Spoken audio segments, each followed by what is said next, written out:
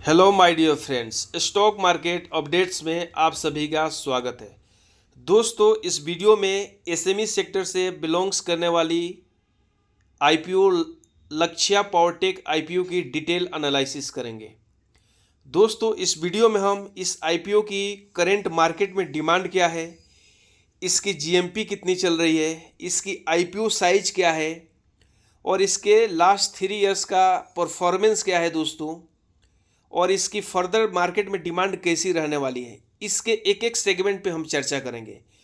दोस्तों, वीडियो में आगे बढ़ने से पहले आप लोगों से मेरा एक हम्बल रिक्वेस्ट है, प्लीज़ इस वीडियो को लाइक करें, चैनल को सब्सक्राइब करें और अपने दोस्तों के बीच में शेयर करें। चलिए दोस्तों, इस वीडियो को हम स्टार्ट करते हैं।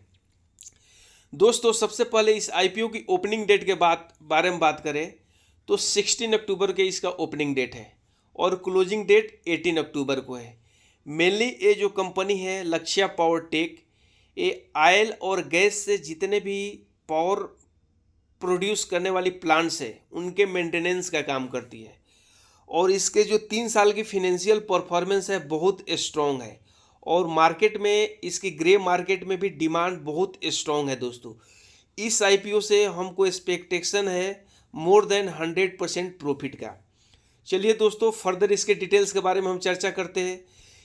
इस आईपीओ की अगर रिजर्वेशन की बात करते हैं तो क्यूआईबी का जो रिजर्वेशन है 50% है, रिटेल का रिजर्वेशन 35% है और एचएनआई का 15%, जिसमें बिग एचएनआई के लिए 10% एंड स्मॉल एचएनआई के लिए 5% कोटा रिजर्व्ड है।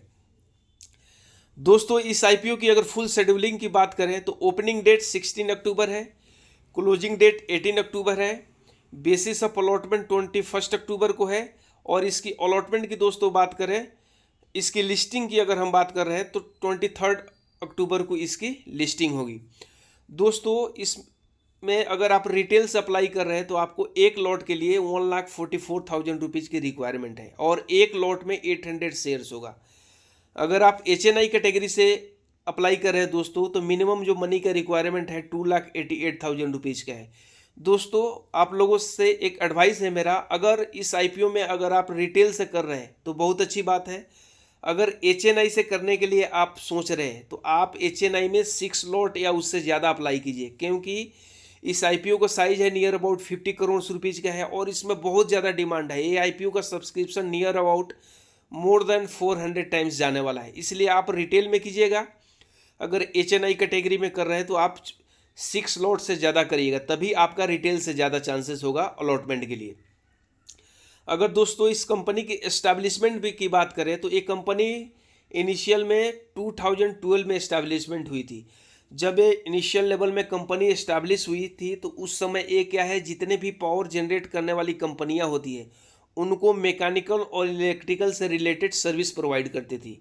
बट फर्दर क्या कि ये कंपनी अपना एक्सपेंशन करके गैस फायर्ड जो पावर प्लांट्स होते हैं उनका भी पावर जनरेशन शुरू किया और उनके मेंटेनेंस का काम शुरू किया और फर्दर कंपनी ने अपना कंपनी का एक्सपेंशन करके अभी ये अब्रोड में भी रिन्यूएबल एनर्जी सेक्टर पे काम कर रही है। जैसे अभी फर्दर मलेशिया में टाई अप की है कंपनी कि रिन्यूएबल सेक्टर से पावर का जनरेशन करेगी और जितने भी मलेशिया में ऑयल से जो पावर प्रोड्यूस हो रहे हैं या गैस से जो पावर प्रोड्यूस होने वाले जितने भी प्लांट्स हैं उनके मेंटेनेंस और ओवरवाइलिंग और सर्विसिंग का काम करेगी।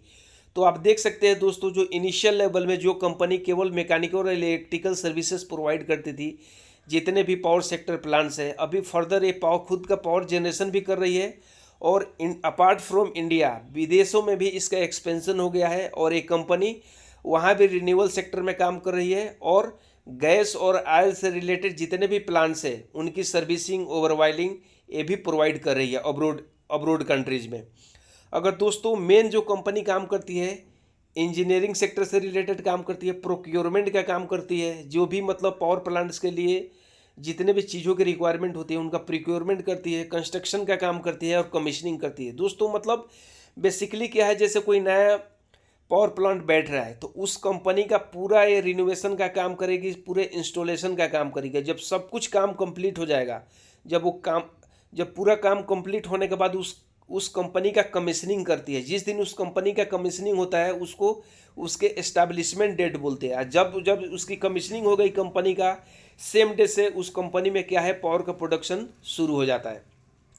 उसके बाद दोस्तों इस कंपनी की अगर फिनेंशियल परफॉर्मेंस की हम बात करें तो फिनेंशियल परफॉर्मेंस इसका बहुत रोबस्ट है, क्योंकि ये कंपनी हाईली पोटेंशियल लेवल पे काम कर रही है।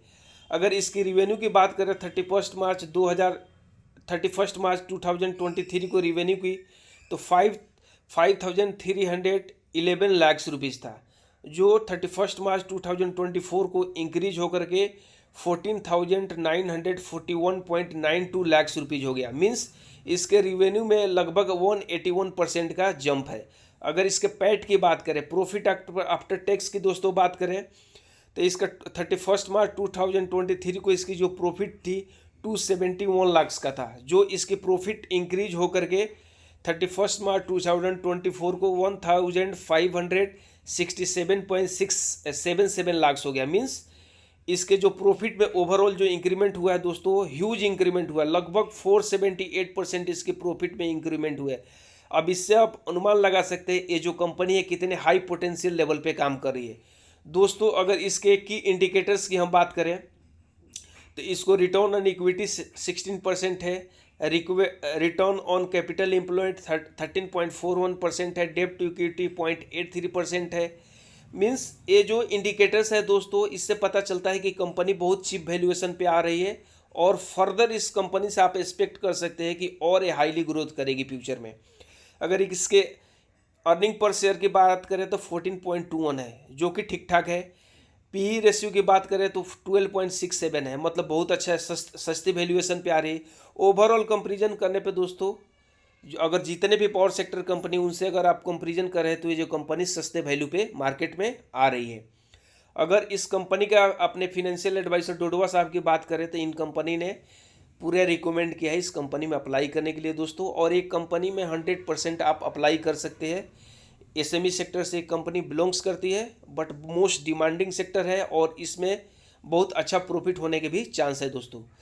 अगर इसकी अगर करंट हम जीएमपी की बात करें दोस्तों तो करंट जीएमपी 75% इसका ट्रेड कर रहा है मार्केट में। उसके हिसाब से लगभग आपको 1,08,000 रुपया एक लॉट पे प्रॉफिट होने की चांसेस है दोस्तों। ये जो वीडियो जो है it is only for educational purpose, I am not financial advisor. अगर आप अप्लाई कर रहे हैं, इन्वेस्टमेंट कर रहे हैं तो आपका रिस्क एंड रिवार्ड है। जितने भी हमने डिस्कशन किया इस वीडियो में, ये केवल एक वीडियो जो था एजुकेशनल पर्पस के था दोस्तों। प्लीज़ इस वीडियो को लाइक करें, चैनल को सब्सक्राइब करें और अपने दोस्तों के बीच में ज़्यादा से ज़्यादा शेयर करें। और इस कंपनी में बिल्कुल मस्ट अप्लाई कीजिए दोस्तों, बहुत हाईली परफॉर्मिंग कंपनी है। जय हिंद, जय भारत।